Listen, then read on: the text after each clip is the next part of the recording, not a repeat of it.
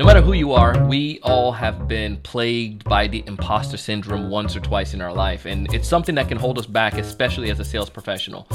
In today's episode, we're going to tackle this topic and give you some ideas, especially a specific story from our wonderful guest today, Melissa Oakes, on how you can overcome that imposter syndrome and to do the thing that you do the most and the best, that is helping change people's lives.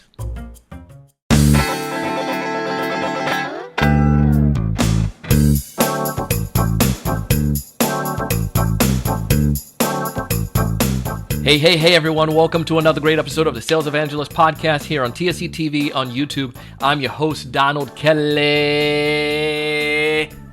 the Sales Evangelist, and I'm so excited for another great episode. I'm so excited to be here with you today. And as I mentioned in the teaser, we have a guest coming on that's going to help us to understand the imposter syndrome. Melissa Oakes is the VP of Sale and Salon Experience with an organization that I'm a big fan of and I get a chance to work with called Hair Club. You can find more information about Hair Club, but literally Hair Club help individuals to get their peace of mind and comfort and confidence back. And Melissa is going to give us a little bit more about that. But Melissa is also an individual that's grown with this organization. She came into the organization when it was a male-dominated organization, when it was Hair Club for men. And you'll hear her talk about that story and how it was challenging working on an all-male staff Salesforce and how she was able to break through. When we dive in, she'll tell you a little bit more about her, and it goes into that story.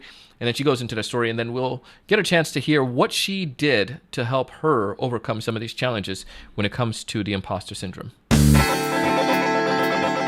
Melissa, welcome to the show. Thank you, Donald. Good to be here. Of course. I'm excited to have you. I'm excited to talk to you today about this topic of the imposter syndrome. I think we've all faced that. And especially as we're working with a lot of this month, we're focusing on some of what can we do to help women sellers. And a lot of women sellers, sometimes they fall into that trap and the challenge is there. And I bragged about you a little bit in your role with Hair Club, but do you mind speaking to that for a second? Tell us. Sure. So what I do, and I tell people that I change people's lives, and some people go, what in the world is that? But for me, what I like to do is bring people back to that emotion. And so I ask people about the best day of their lives. So for you, Donald, what's the best day of your life? Probably they got married. Yeah. So, and most people say it's their marriage. There's when they had, like you had your son, graduation, what have you. But then it's imagine that day and you have less hair. You're focused on that aspect of it as opposed to the most important day of your life. And so what's cool about Hair Club is every day personally, the team gets to help other people with really feeling good about themselves, not making it, it's about the hair, but it's not about the hair. It's about what you can do for yourself and what you can do to have a better hair day and a better life. Oof. So I'm blessed beyond everything. I've been helping people for over 25 years, and I never thought I would work with hair, but it's pretty spectacular. And awesome. I love you and your sales food. So you've helped me as well. So. Well, so awesome. Well, I'm glad to be a part of that journey. I know you all are doing some amazing things there, Hair Club. And if anyone is listening to this and you're curious about Hair Club, we have a link down in our show notes. So you can go ahead and connect with that and check with Melissa as well. But speaking about that, you mentioned something. You said you've been with Hair Club for 25 years? I'll say 25 plus. 25 so that plus. Yes, 25 and a few more years, yes. When we were going back and forth about this episode, you talked about the idea of when you first started at Hair Club. Okay. And, this tied to, in some way, maybe not in a moment you said, but later on you look back on it and you saw that applied to the idea of this imposter syndrome. Mm-hmm. Talk to us about that. So when I first started with Hair Club, and back then it was Hair Club for men, mm-hmm. And the sales force, the team was mostly men. So I was one of the first female consultants. And I always had this impression of a salesperson as kind of that used car salesman. So I knew for me personally, I never wanted to be a salesperson because of that. But anyway, when I look at that and when I look back at that, it's so being a female in a primarily all male industry, I felt like I had to overcompensate, that everything had to be just right in terms of, Um, because I guess I had something to prove, Mm. and asking for help wasn't. And maybe it's been part of me, is that I knew I would do well. I knew I could do well, but uh, I knew that I had to figure out maybe a different way to do that. Uh, so with men, with our male consultants, they could sell themselves because they were mostly clients. So what I've realized is that I had to really flip to the client and the person sitting in front of me and make it about them. So with imposter syndrome, there were feelings of, am I good enough? What am I going to talk? I'm not a hairstylist, so what am I here to do? What am I trying to prove? And I couldn't. And I think that was challenging, and especially throughout the years and in a sales environment. Um, I will take things personally. So if somebody doesn't get started on a solution because I think and I know that they're so wonderful, I take that as a no, and I hate to say an attack on me. Whereas I think men, in many cases, it's more they'll move on, right? Yeah. So for women, it's tough. It's tough to handle that rejection, if you will. Yeah. No, I think you're right on that with in so many different ways. I think we've all had it like where, especially in sales, it's, and especially in the role that you're doing with Yeah. a company like Hair Club, it is a very emotional sale, Yes. right? And I don't think it's just emotional for the buyer. It is emotional for us because you're, like you said at the very beginning, you're trying to help change people's life. And when you know this can work to help change your life and they're not willing to do that, it's kind of like, did we know this work? Other people, Right. Right. was it something that I said? Is it something that I did? Did I help this person not take advantage of this opportunity or mess up so they couldn't impact their life? You know what I mean? I totally know what you mean, and I reflect back to this was years ago, but I was sent into the Seattle Center, fly in that morning, ready to go because I'm going to get all these people started. And that day, I mean, they were literally waiting in the consultation room for me, and I did 12 consultations, Woohoo. and woohoo, which is great, and I got zero started. And so I went home I mean, not home, to the hotel, completely deflated. I was ready to not just call it in. I thought, what's wrong with me? So you go through all of these. The self-talk is not, it's barking at that point. So it's not Mhm. doing so well. Crying, calling my mentor, what in the world am I going to do? And what I realized is, because I had to get that out, but what I realized is that it became more about me and what I was doing wrong and less about that person sitting in front of me. And I became, probably after the third or fourth, heck, maybe fifth no buy, it was more robotic, and I can't wait for this day to be over, which is horrible because I wasn't able to. So that evening, I wasn't able to help somebody else make a change in their life. It was, oh, I mean, that's a profound, discovery that you were able to share there. Like, because Yeah. what I'm getting from that is that you're essentially, it became about Melissa rather than the Mm-hmm. individual. And that person who came in at 4 o'clock, he or she was getting or at that point it's him. So he was getting the treatment from the rejection that you carried from sale number one Yes, or two or three. So that carried on. So they didn't, I mean, you gave up pretty much, if I was I to say did. it that way, before that day even ended. So those people weren't Yes. getting the best Melissa. They were definitely not getting the best Melissa. Now, of course, at the time I blamed it on everything else in the world of, they don't have any money, they don't have this, they don't have that, right? You name it, anything can happen. But here's the thing: is that in the shift is Mhm. that they came to us, they came to see what the solution could be for them. Yeah. Yet at that moment in time, I wasn't able to provide it to them. Mm. So, when you go back to the imposter syndrome, that's where the self-doubt, the I'm not good enough. What do I do? So all of those things kind of creep in, uh, and can really impact not only you or me, but the people around you. and the people that you are trying to make an impact for. Oh, so powerful. And So well, let's shift a little bit. How did you handle that? How did you make that shift? What did you do in order to overcome that but challenge there? so I'm a big runner. So I talked it out that night and got it all out. And then I realized between that and running the next morning, so a lot of it's just getting it out of your system, I think. Yes. Knowing that knowing that the next day is a new day. And then really the shift has been, I don't know if I knew it at the time, but really what I've adopted now is taking that no to a not yet. Yes. So, and nobody ever told me no. Here's the thing. They always tell you, well, I'm going to think about it. I'm going to go talk to my mama, whatever they need to do. Right. Yeah. But it's taking that no into a not yet. And what I mean by that is that I figured, well, if they weren't going to get started that day, then that was it.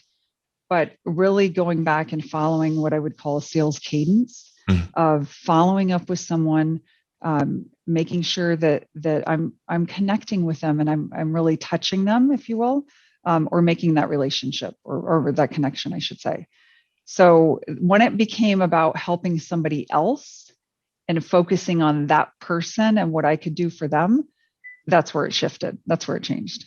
I think that you hit the nail on the head there, because that's what I was going to say. Like, for going back from the top of our discussion, it's such an emotional sale, such an emotional process for them as well as for us. So we have to keep ourselves, we do need our help, but they are coming to get that emotional fill. And if we don't focus on them and we make the mistake to focus on us, that could in a situation like that, could be detrimental. And I think it goes across all sales platform, right? No matter what you're selling. Like one of my clients, coaching clients, and she's always talk about, like, that I was like her, almost like her psychologist when of our coaching session, because it's just so psychological when it comes towards selling. It's a mental game at that time.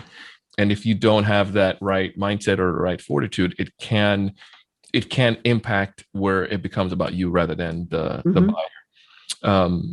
Melissa, let's talk about the team, other people on your team. How have you made that transformation? How did that story end, by the way? Because I know where you are now. So yeah, you want to know about that. So the rest of the week, I got, not everyone started, but pretty much everyone started. So ended well, had a few people come back. So it was I ended with a success, and I used what brought me down into, I guess, a touchdown, if you will. So Shoot. so I was able to help a lot of people that week. Yeah. And that felt, that's it's the best feeling in the world. Oh yeah. You start off rough, you finish on a high. And what I love is that you made that transformation. And this is the idea that the past has no bearing on the next one. Right. It's making that, putting up, so to speak, that firewall to block off the past, and then coming into the new one. So that's awesome. Yes. We have a lot of women listening, and this month we've been focusing a lot on women sellers, and some other women probably are in your same situation. What kind of advice would you give them, or pretend like one of them is on your team and they're suffering from this challenge where they feel like they're imposter, or feel like they're not good enough, where it's not, they have to prove themselves?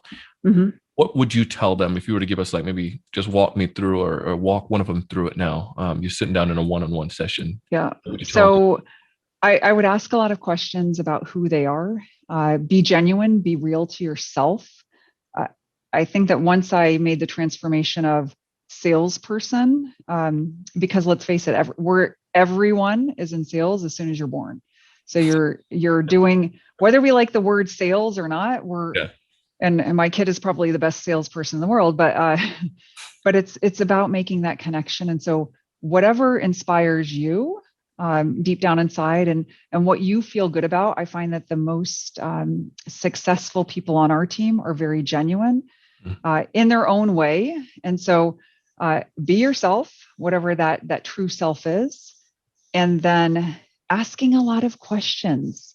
So it's about investigating and finding out what that person needs from you or your business, Yeah. that you could potentially help them with.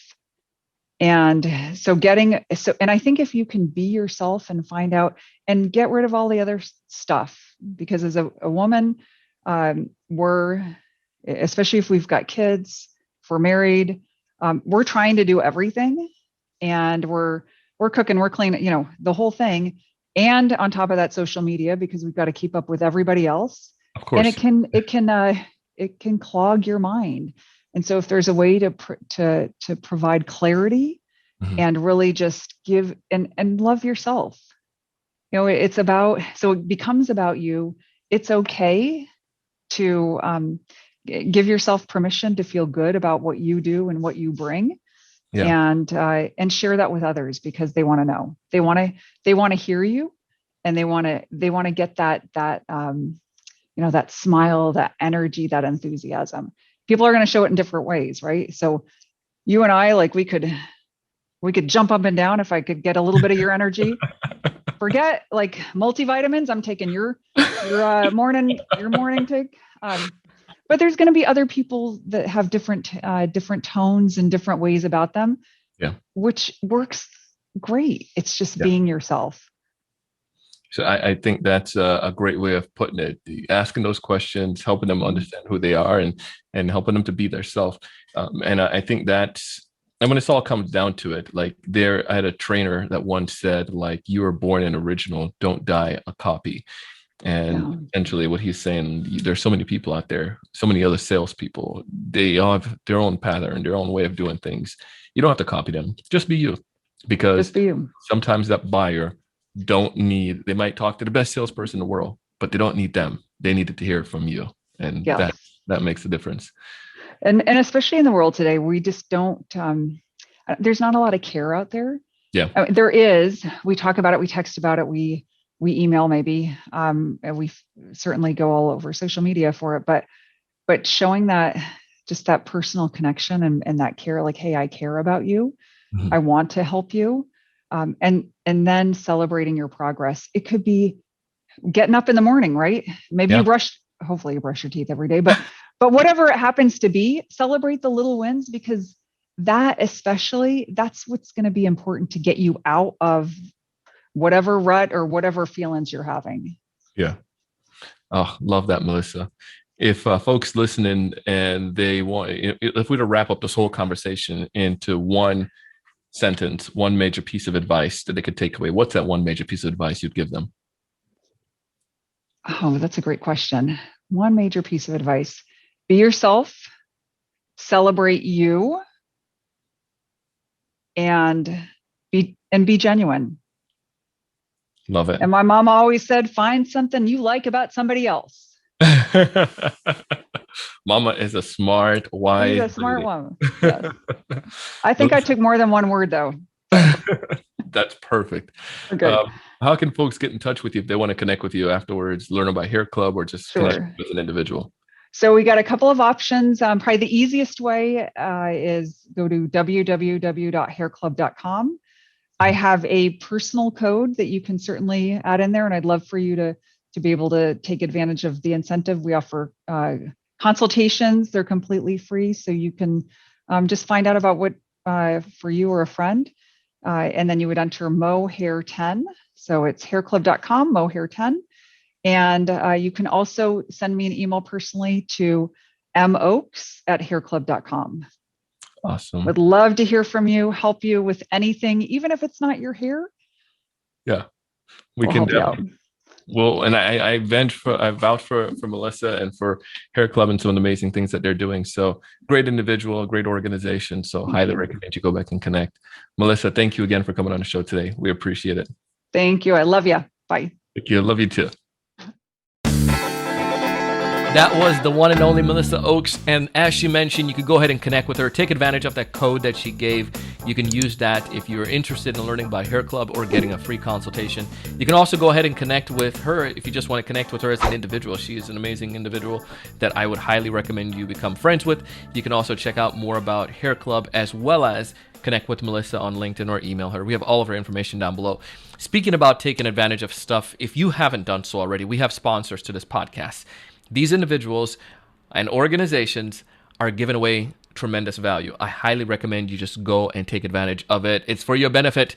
We negotiated and connected with them, and they gave us some free gifts to give to you and some free offers. Go check them out. Just use it. As always, we share stuff like this because we want to help you. We want you to succeed. I want you to thrive.